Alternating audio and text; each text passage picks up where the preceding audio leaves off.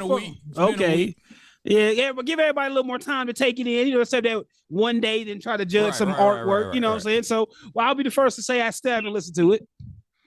You said what now? I haven't listened to it. There it is. There it is. There it is. There it is. I ain't gonna lie to you. I've heard a few songs play like, all right, but again, do I love J. Cole the way I love Kanye? No. Do I love J. Cole the way Fonte or somebody like that? No. He's more along the list of I'll check it out. Nah, I'll put him around. I ain't gonna put back Lil Wayne. That's too far back. All right. Who else? Who else? Davies. I'm talking about just if they drop something. Me getting around. I'm talking about me getting around. Listen to. I have I'm not. I'm trying to be transparent here. At least I ain't come away most podcasts and act like I know some shit about this nigga album. No, I've heard whatever the fuck I've heard playing. That's that. Do I hate J. Cole? No. Do I love him? No. Will I check it out one of these days? That's pretty much my synopsis. What y'all got? Man, you're gonna have Mark Phillips coming for your neck, bro. Man. I'm sorry. Lonzy, you got anything? Did you listen to it? I checked it out. I mean, I've never, like I said, I'm not a diehard J. Cole fan. It's probably like it's probably basically with the way he rolled it out. Well, no pun intended. Basically, to whereas that it pretty much worked in his favor. With I think we touched on the point of him just sitting out the whole Kendrick Lamar and Drake beef and everything like that, stepping away, and then just kind of popping up city to city. And Cole fans are, the only thing I would say is that Cole fans are literally treating this like this is the best album that has dropped in the past 10 years. Yeah. I've listened to several tracks. This is probably one of his best works though, from what I've heard.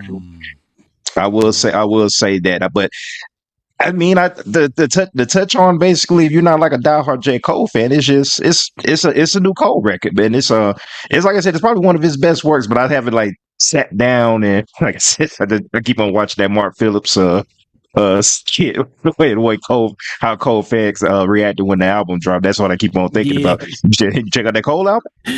What you think? But it's cool though. Like I said, that's pretty much, like I said, the standout record for me is the one, him doing the Big M, rapping from Pocket Biggie's perspective and everything. That's probably the one. That's probably the one I keep on going. I do. Jonas probably know pretty much that I always gravitate towards concept tracks. Oh yeah. If they got heavy rock, heavy West Coast, anything conceptual, that's Lonzy. Or anything you can ride in Chevy. I think that's What If you talking about. What If? Yeah, that's it. Yeah, that's What If song. I wasn't a fan of. Yeah, I guess I'll go next. There you go. Dion. Yeah, say 8 or 9. Yeah, y'all non-fans go first. Y'all can get the. I grew up with no. I grew up with Cole, so I'm with the Call of Duty playing J. Cole stuff. So yeah, y'all go first, and then I'm not mad at that. Y'all all go first, and then I'll bring it down. I don't like being called a non-fan, damn. That's all it is. I'm a fan. What I said. Y'all go first. I'll go. I'm probably closest to the diehard spectrum. You can't see. So that's a Cole fan. When you say I'm cool with it. You're not a Cole fan to a Cole fan. Basically. Yeah, you're right. That's what I said. Yeah, so y'all go. Yeah, you're right, Lonzy. I like that, Lonzy. Yeah, you don't fuck with him. You're not a Cole fan, man. You hate on Cole. That's what. Listen. So that's slightly with certain Cole fans, they'll hear that as what you just said. Like we know you don't mess with him at all. Yeah. The way you just said that, you're like, nah, you really don't mess with him at all. But, I didn't say that. I got hella music videos in my Spotify. I got more of his than Drake. I know that. I got more music videos than Drake in my Spotify. I know that for a fact. All right, bad to D. Yeah. So I was expecting this album. He was gonna come in because he been killing all the features for the past 2-3 years. Featured with Benny and featured with Drake. The song with Lil Yachty. J. Cole, he been on it. I didn't get that J. Cole on this. There it is. You got that same J. Cole of normal. And he went back to producing his own songs. Oh boy. He ain't produced the whole album, but most of it was his production. Mm-hmm. And to me, I think he should stop doing that. He sounds better on other people's production. One of our first hot takes. The standout track to me, produced by Alchemist, called Buns Road, with a surprise feature from Future and Tim's. That song, that's my favorite. I've heard that. Yeah. I know Alchemist made that. Everybody, whoa, that's another one. That's just one of the standout. Boz wrote Tim's part. Wow. Boz wrote Tim's verse. Yeah. When she breaks down on her part. Yeah, that's so. It didn't need to be a double album, as most double albums are. You can condense it to one. Yeah. But you get them 2 album sales, Dion. We learned that now. We know that now. But the concept was this 29, this 39. This 29 was when he was 29. The 29. His thoughts, and this 39 was his thoughts on that.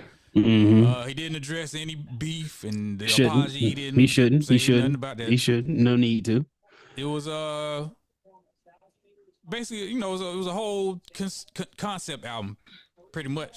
It wasn't bad, but again, I like him rapping on other people's beats, and yeah, that's it. All right, Daniel. Jake Hogan rap, man. We know that. But that ain't good enough, Dion. It ain't good enough. That's not good. We just heard you can't say that. J. Cole was straight. Man, nigga, no, you gotta be like, it's the greatest shit ever, man. This shit better than my Dark Twisted Fantasy, man. This shit great. This shit better than Illmatic. This shit fire, dog. All right, Daniel, let's go. Dan, what you got?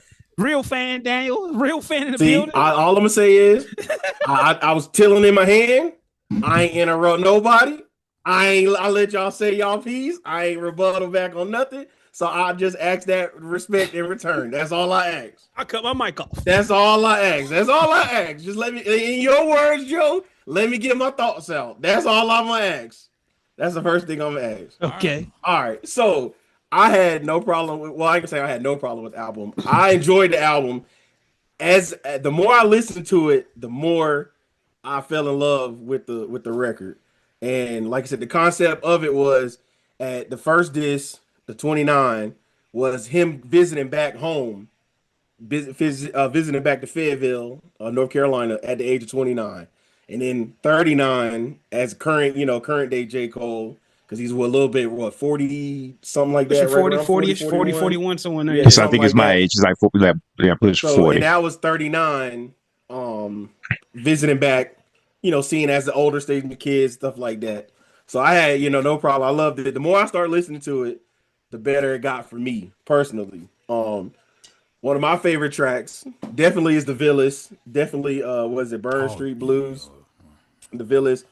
That song, I always thought Erykah Badu and Alchemist was gonna come out with that song. I remember they released that single on Apple Music a while back, and I was like, I was always waiting for that album to I wonder how that worked, how they was able to, I guess they added an extra little layers to the beats and stuff and then the whole Outkast inspired song, basically with the me, you, your mom, and your cousin too, in the lyrics and things of that nature. And this is coming from a guy.